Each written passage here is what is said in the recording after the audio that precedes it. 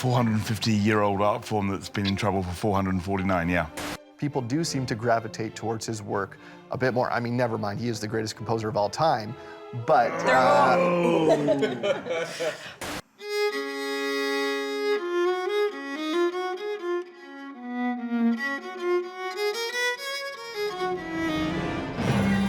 From the Zoomerplex in historic Liberty Village, the Zoomer with Marissa Lennox. Well, welcome to the Zoomer. I'm Marissa Lennox. On today's show, we take a look at the state of the classical performing arts in Canada, from small ensemble to symphony orchestra, and from opera to the ballet. And we'll discuss how to engage young audiences, the digital shift, and how heightened social awareness is impacting this industry. But before we dive in, let's tee up the topic. It unites us. It empowers us. It transcends generations. It dissolves boundaries. It is the force that inspires us to create, to reflect, to explore. Land ahoy! Art is a language understood by all. The sex of the imagination. To be or not to be. Art is immortal.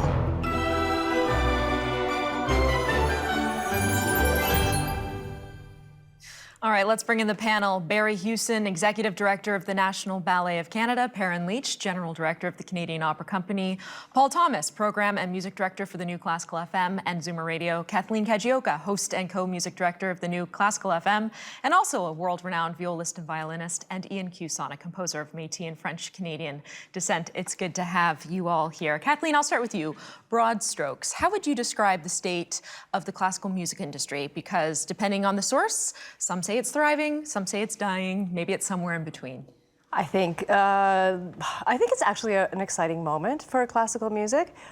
I wouldn't say that it's dying. You can tell by the numbers of young people who still want to pursue careers in classical music. I can only speak anecdotally, but I don't hear any worries about admissions at music schools. I think what's happening is that this is a genre that enjoyed automatic high status and reverence for a very long time. Mm-hmm.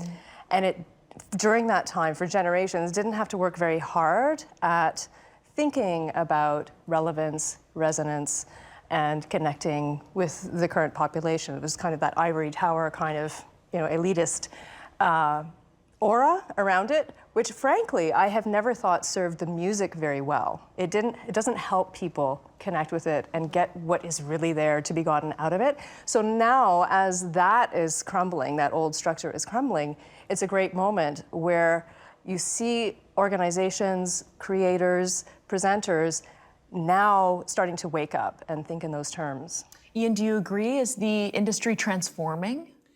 Absolutely. I think it is really an exciting time. I take all that you said, Kathleen, but the types of stories that we're willing to tell now, the ones especially that haven't been told historically on stages and in concert halls, is really, I think, an exciting moment, especially as we think about the future of these art forms that we work in terms of their continued relevance and in terms of their interest in generating new audiences. I think this is critical. Perryn, same question. I mean, people have been worried about opera's demise for about 4 centuries now. It's a very old form of art. Is it in need of saving in 2022?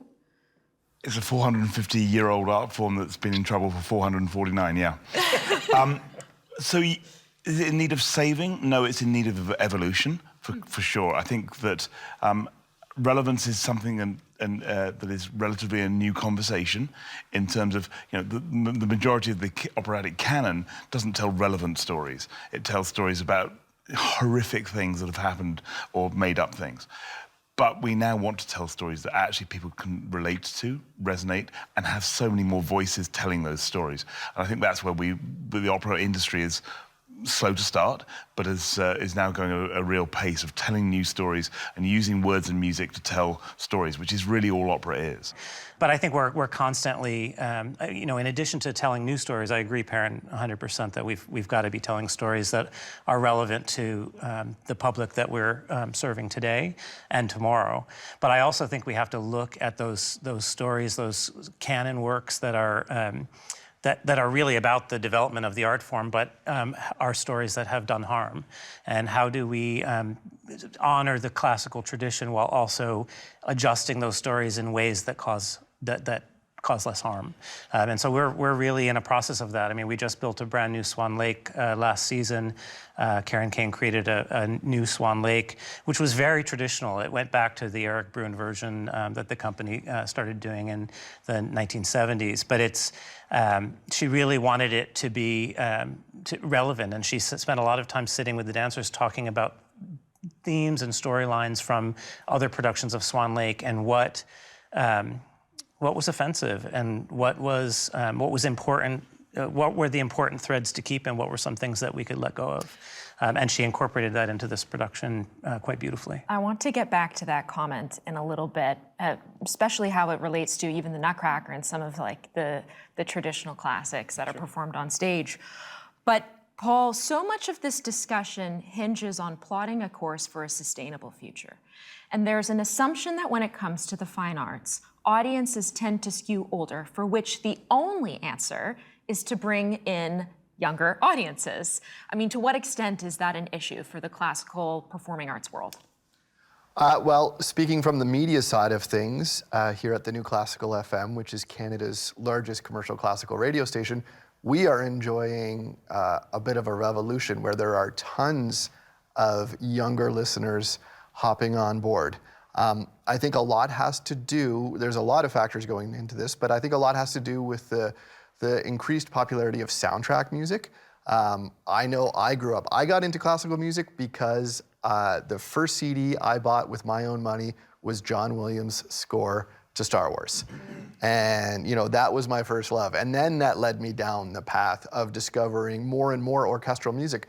And I think that, coupled with the general accessibility to quality music that the internet provides, makes a big difference. Because when I was a kid, when I was listening to that Star Wars soundtrack, the internet was not a thing. These social media forums were not really a thing. We're talking the early 90s. Yes, it was invented, but it wasn't a thing. And so I was kind of in my own little world, and all of my friends were like, what are you listening to? Like, jump over, listen to New Kids on the Block with the rest of us. But now I can hop online and find tons of people that are listening to orchestral music, and that perception of, it's a genre that you're into because your parents got you into it is no longer the case. People are able to hop online, look up good music, and immediately be delivered, Debussy's Clair de Lune, for example. All right, hold that thought because I need to take a quick break, so we'll pick this up on the other side. Don't go away.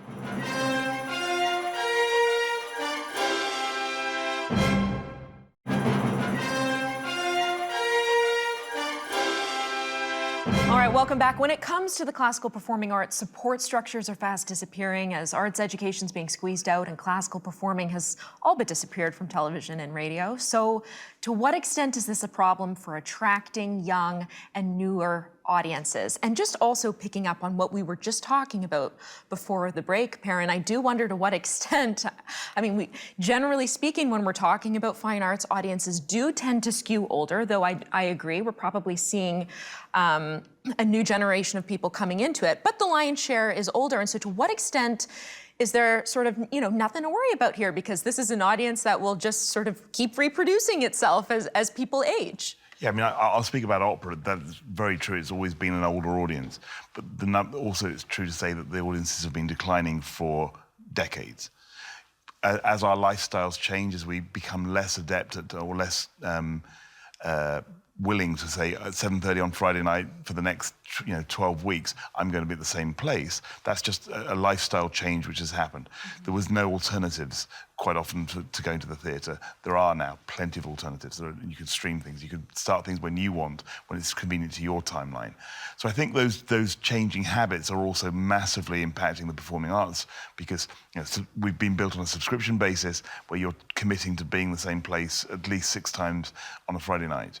And I think there's just generally a more time as you get older in which you want to reflect on a little bit more thinking about yourself, asking questions about yourself, experiencing arts and performing arts in particular as you get older, and you have the time and resources to do it. Time and resources, I mean, how much of it comes down to money? I think this is why we see a lot of older audiences, because the disposable income and maybe kids moved out of the home allow people to more consistently go out to see things. But really, one of the things, and especially as we're talking about opera, if we look back at the history of opera, it had its beginnings in premieres. I mean, probably every week there would have been a new opera playing in all of the opera houses. That's something that we don't see very often. New works are few and far between. And so the art form has moved from a place of being new works that are sometimes failing, sometimes succeeding, to essentially canonical or historic works that we're performing more and more often. So I think in terms of seeing this next generation, it will be about rekindling something of that newness and stories that are relevant to our time and that are coming out of our moment. Mm-hmm. Yeah, well, it speaks to what I was saying, off the top, that is a field that is waking up, that is actually self-examining and realizing that we have to shake up things. We have to shake up what the performance ritual is. We've had a one-size-fits-all performance ritual for music that is spanning about 500 years. For so many different functions, so many different contexts, but the package is always the same. You come to the hall, you sit there quietly, there are people on stage, you clap at the right time, you don't clap at the wrong time, and then, and it's over. And this is for music that's written for the church, it's written for Louis XIV's bedroom, it's for all kinds of different things. So these are things that now people are finally changing the thinking around and the way that they present. And as that happens, that also can generate different interest. I think some of those things are historically inaccurate. Yes. Opera was never, ever about coming in, house lights going down. Like, it was a living, breathing piece of art. Absolutely. And everyone came in and went, went and got a drink or went to that kind of stuff. That all started after the Second World War, where people went, okay, this is now how we do opera. Well, it became like going to church. Yeah, absolutely. It's all become like going to church. Yeah. I think that's a big part of, too, getting younger people on board is making this music relatable, like letting people know the stories of these great composers, and that really there was no difference from Bach sitting down, in front of his manuscripts than there is with, a prodigy today sitting in front of a computer with Ableton open and all the instruments. It's the same thing happening, just in a different era. A young person with a musical mind trying to capture emotions and use the tools that are available to them to create a great piece of work. And I think as you see more stories about that, I mean, look at the Johnny Cash phenomenon. But just before he passed, nobody really knew much about Johnny Cash in terms of my generation, right? I didn't know a lot of people that listened to him. He passed, the movie came out, everyone in the world is the biggest Johnny Cash fan. In a couple months, we're gonna get Bradley Cooper's film about Leonard Bernstein. I'm curious to see if that'll have a similar impact. As you start telling these stories and making these historical figures a little bit more relatable. Beethoven, for example, is one that is a familiar story to a lot of people, and as a result, people do seem to gravitate towards his work a bit more. I mean, never mind, he is the greatest composer of all time, but...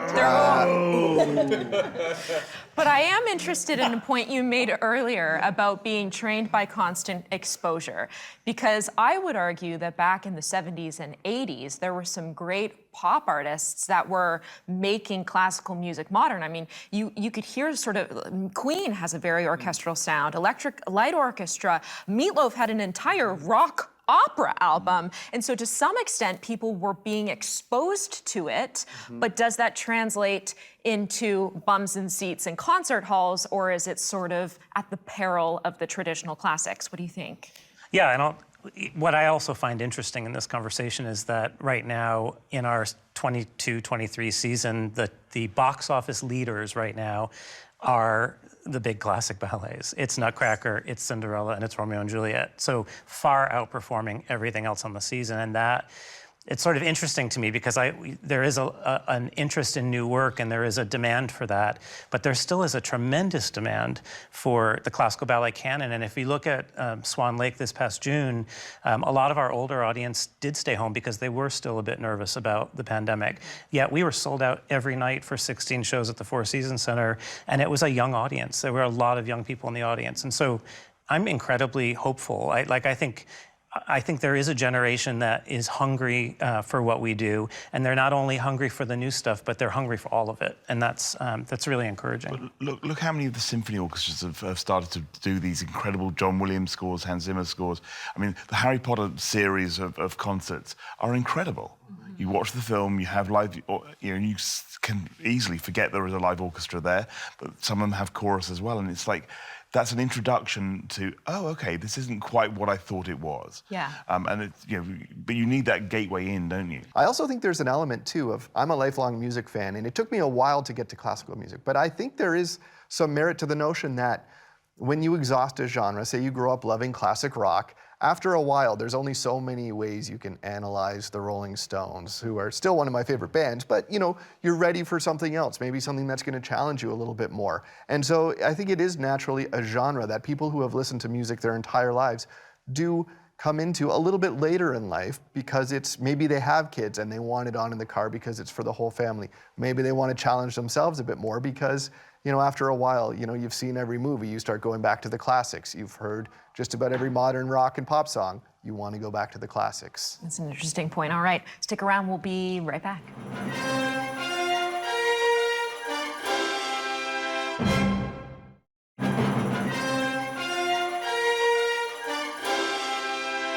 Welcome back. In March 2020, when music and performance institutions really across the world emptied their halls and canceled their programs for the foreseeable future, it was anyone's guess what would crop up in the void. It turns out the pandemic was a catalyst for the art sector's shift toward the digital, changing the way it's created, consumed, and sold. And Perryn, I imagine that for every ensemble that prefers live concert hall performances, there are also those that are interested in a shift to the digital. We're seeing it with the Met. I mean, how does the COC view its future?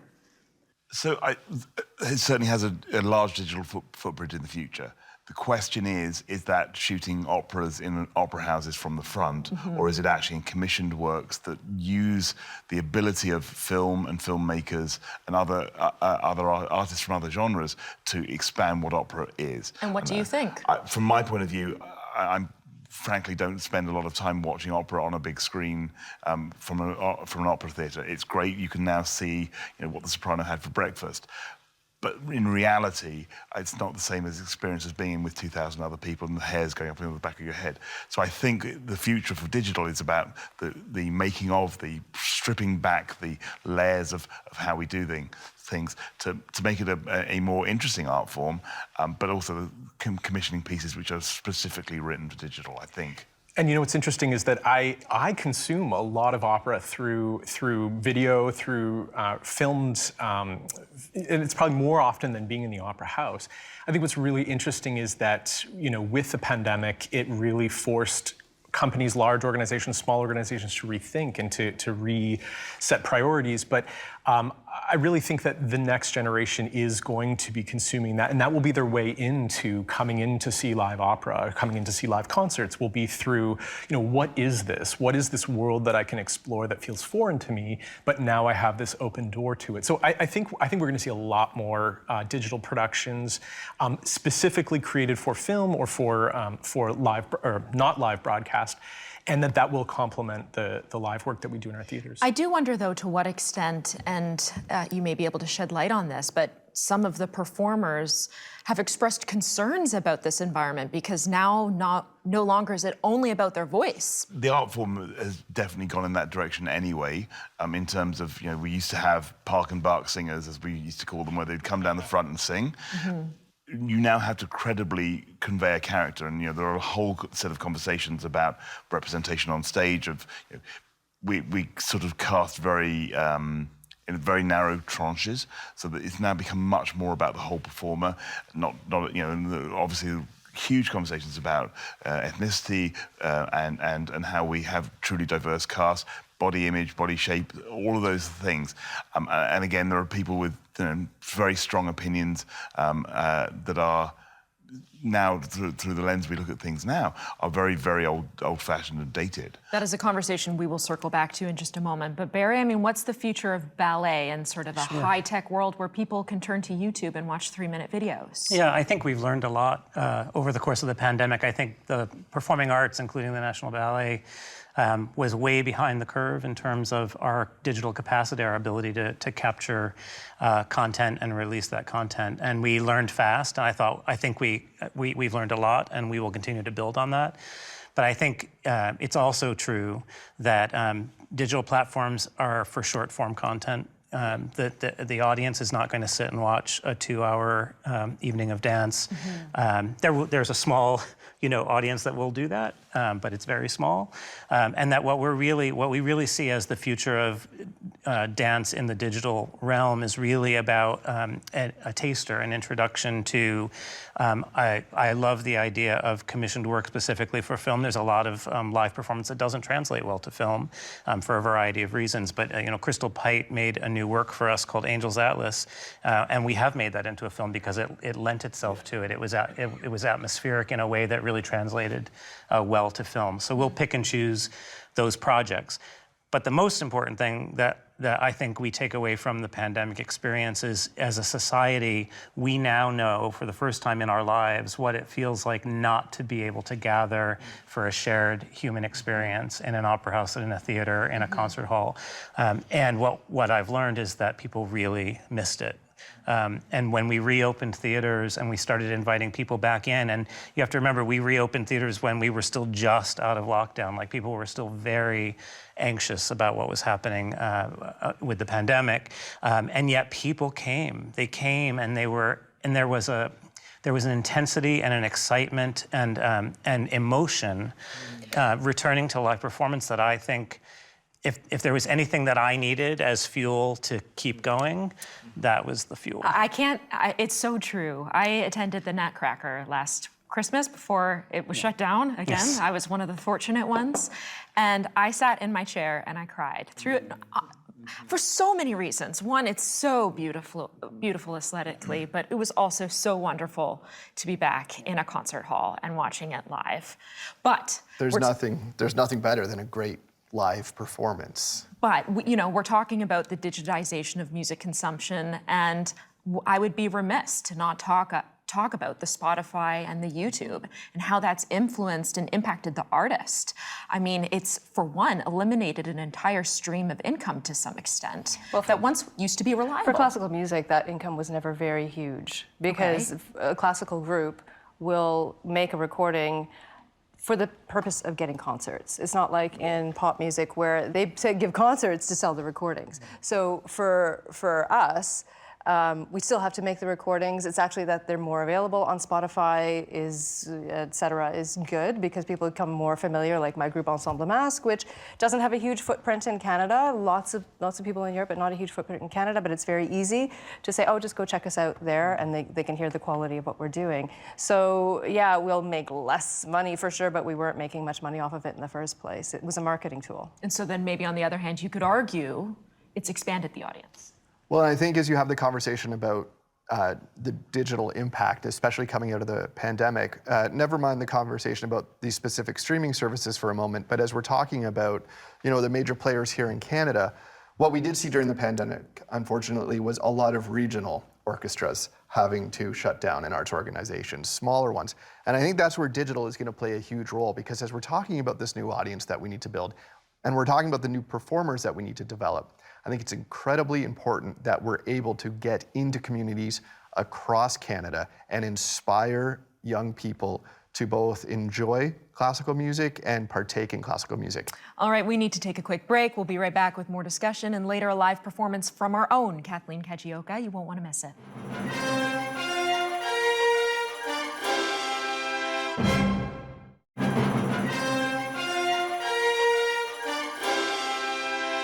Welcome back. When you think of the most influential and prolific composers of classical music, Bach, Beethoven, and Mozart usually come to mind.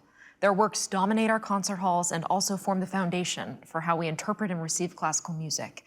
But over the past decade, a growing chorus of voices have expressed concern that these white European classics have a monopoly on our concert halls at the expense of a much wider range of diverse talent. In fact, just this week, an article appeared in the Globe entitled, "Move Over Beethoven, It's Time for New Influencers in the Classical Canon."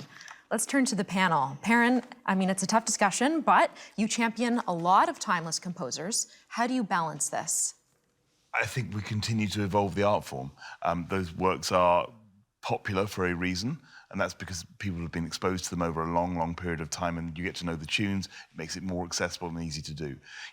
I think back to me growing up, Andrew Lloyd Webber was a brilliant marketeer. He's not a brilliant composer, in my opinion, but he's a brilliant marketeer. So all of those songs from Evita were released as singles. You got to know the music. You wanted to go and see the show.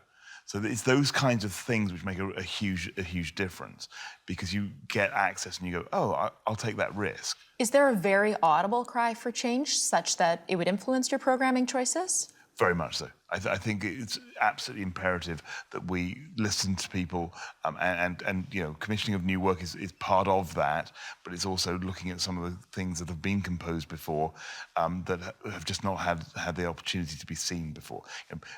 My old company, Hughson Grand Opera, Porgy and Bess hadn't been done for 20 years, and they revisited it, and it became a more repertoire piece again, because suddenly people were like, oh my goodness, this is a piece of incredible theatre. It just hadn't been done for 20 years.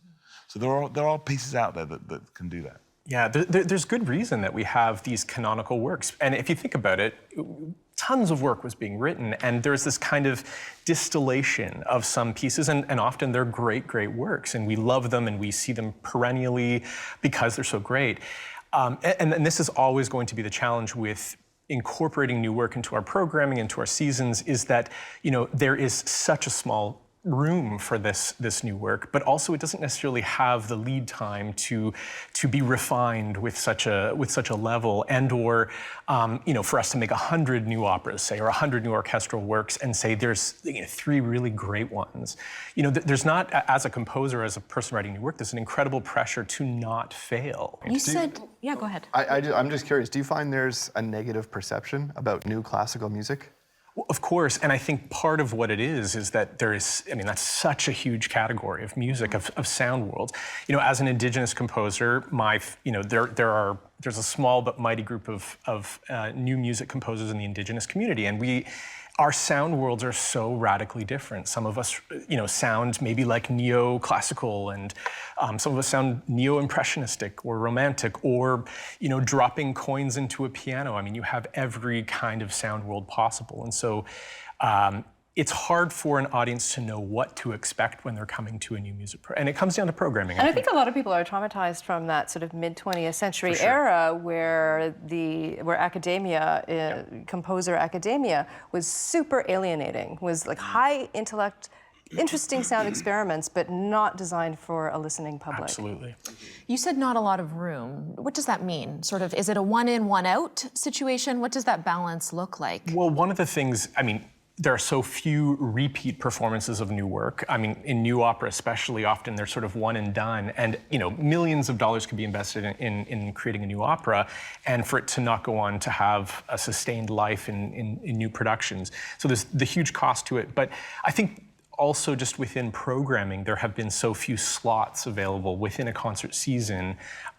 For example, in symphony orchestras, to say, we have the Beethoven, the Mozart, the Bach, the whatever we have within our programming, we have a more of a resistance to including new work. That's changing, and that's certainly changing in some of the large organizations. Likewise, in the ballet, the 2 most performed ballets in history are Tchaikovsky's The Nutcracker and Swan Lake. Yeah. You could both correct of which me. were unsuccessful when they premiered. Yes. And it took decades for them to become the chestnuts they are in terms of box office demand. So I think that's an important thing to reflect on. We live in a sort of a disposable, throwaway society where if it didn't work the first time, it's never heard from again. And so I think it's really important for us at the National Ballet, we're really focused on building trust in the brand. and that if you come to the theater to experience something by the National Ballet of Canada, the experience is going to be world-class, but we're going to challenge the audience with new work, and sometimes it's going to work well, and sometimes it's going to work less well, but the experience you're going to have in that theater is still going to be, you know, top of the line. And so it's a balance. It's getting audiences to go on a journey with you, and then sometimes that journey is going to be a bit of a mystery. Calls to address racial and gender disparities have extended to the stage, Kathleen, mostly because people of color and women are generally underrepresented as composers and performers and so on. You know, you're a female performer. To what extent do you see this as an issue, and how should practices change to address it? Well, this is interesting because I know that before we had spoken about this New York Times article by Anthony Tomasini from a couple of years ago talking about, you know, the orchestral audition should remove the screen, which should remove the blind audition. In order to, and what was interesting to me about that is, first of all, this is an American writer writing for an American paper about an American context. And what is different in Canada, the States does not have, is that we have 50 years of official multicultural policy, which has meant that the expectation is that people who come here or who have backgrounds that are not Western European are going to express themselves through different musics, are going to make music differently. So there has been a lot of funding around different cultural musics. For me, if I'm not seeing all the different aspects of our mosaic on stage at Roy Thompson Hall, for me, that is not necessarily a symptom of systemic racism. What might be, though, is the fact that if we worry about that in that context, and we think the worry is really that those people are not being seen on what are considered the most prestigious stages, the issue that this is still an art, this art form is held above all of those others all this time, still to this day, that's the symptom of systemic racism. There's definitely a concerted effort to highlight more composers, which is without question, I think, the biggest challenge in classical music. It comes down to the composers. When you look at the performers, the people that are on the world stages in great concert halls all around the globe are all young, dynamic, from a multitude of countries, of different ethnicities, different backgrounds, different experiences to how they got on that world stage, and they're, you know, proudly sharing who they are and their stories with all of us, which I think is remarkable. I think the bigger challenge is, as you kicked this off with, is, you know, our love for the classic composers, which, let's face it, you know, the Beatles aren't going anywhere, and neither is Beethoven. All right. All right, don't go away. We'll pick this up on the other side.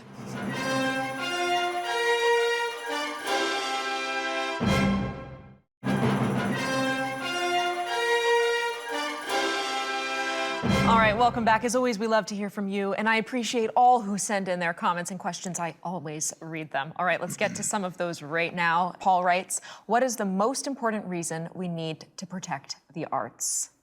Our sanity. Oh, it's true. Yes, it is an essential part of being a whole human. Absolutely. For our whole human health. You can't be a great city without great arts. That's just the reality of it, because people who have creative brains, the best, you know, the people who want to continue to question life, the world and everything, you need the arts to help you answer some of those questions, because it allows you reflection time to put your phone away and just consider, you know, where your place is in life and how you can make the world a better place. So I think it's really, really important. You know, I think there's been the ivory towers of the arts world sort of felt they had to prescribe this to the public, that this is something the public needed to be whole. And I think what we learned in the last 2 years is that people understand now what it feels like not to have it. And as they return to these concert halls, it's not about us feeding them what we think they need. It's about them embracing who we are and what we can be as a society through the arts. So it's yeah, absolutely. Like from the radio side, during the pandemic, we got so much listener mail around our programming and what our radio station was providing them. Like it was an unprecedented amount of very heartfelt listener mail. You know, I don't want to speak on your behalf or yours, but I'm, compared to these guys, a hack, but I play piano and guitar just about every day of my life. I would not have made it through the pandemic if I weren't able to express myself at home, even by myself at night, which I think the other side of the conversation, getting people into the performance side, you know, it's critical as performers. We need that, and I'm sure you guys experienced that through the pandemic. Well, and It one thing we probably didn't helped. touch on too is the fact that arts education, I mean, when funding gets cut to our schools, what's the first thing to be cut? It's the arts. We see it the way we used to see fat in the diet. Like fat was sort of extra or bad or indulgent, not an essential part of the meal. We now know that we need fat for the brain, we need fat for our joints, and it's actually very healthy, and fat isn't what makes you fat anyway. But it's the same with the arts. Like we just, for some reason in this country, have a blind spot about it. We see the reading, the writing, all these very practical skills that sort of get you from A to B, but as I say, it's part of the whole human, and there's a reason why science shows that arts engagement, or when you play music, all the parts of the brain that get activated. I mean, I don't like to prescribe, music or music education as it's good for you, because that's never appealing. But it's not a coincidence that it has this effect. I would just give you the world view. I don't think it is just Canada. Certainly the same conversations happening in the UK. I've lived in America for the last 15 years. The reality of it is that the arts is not valued because it's not something you can mark. And so much of our educational system is based around hitting targets and marks. And that doesn't actually feed a creative mind at all. Just going back to the point you made, yes, we're definitely getting more diverse casts on stage, and that's a reason I can be hopeful, because once we start to reflect what our city looks like, then people are like, oh yeah, no, it's not just that art form. I went there and I saw a black Violetta or a black Carmen. I didn't realize it was that. So I think there are those opportunities as well, which is to broaden our art form by representation on stage. And we're better off there than we are in the musicians and the chorus, because, again, there have been more opportunities. The big challenges many of the artists you talk about have gone through either enormous personal sacrifice to get there, or have come from a position of privilege, even if they're from a community of color. It's the grassroots, how do we get music education to start many of these kids off on that journey, is that, for me, is the area that we are most vulnerable in. I think of another piece, which is, often communities can feel reluctant to come into some of these hallowed spaces, right? They're these enshrined institutions. Sometimes, they look, I think of the National Arts Center, and it looks like a big cinder box, right? Could I be Where's in that the space? entrance? Yeah, where's the entrance? So far to find the entrance. And how could I feel, like, am I even allowed to be in that space? And so I think it's about all of these things, right? It's seeing folks on stage that look like me, and seeing that I have a space in those places. But the critical piece in this is that this is not a quick one program and then we fixed it. This is, I think we have to think generationally. We didn't get to this place in one generation. And there's so many pieces to fixing this. I mean, if you're worrying about clean drinking water, or a house that has enough heat, the last thing you're probably thinking is about how to write a great opera. And so there's a lot of societal kind of work that needs to be done, but representation is, I think, one of those critical pieces. All right, when we come back, a special performance from our own Kathleen Kajioka. That's next.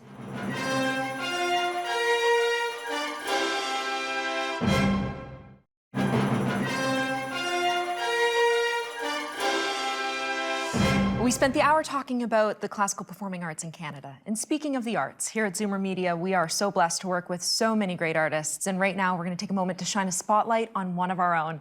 Kathleen Kajioka is host of A Little Night Music and Dinner Classics on the New Classical FM, a teacher at the Royal Conservatory of Music, and a world-class violist and violinist. Here she is performing The Allemande from the Cello Suite No. 1 by Johann Sebastian Bach.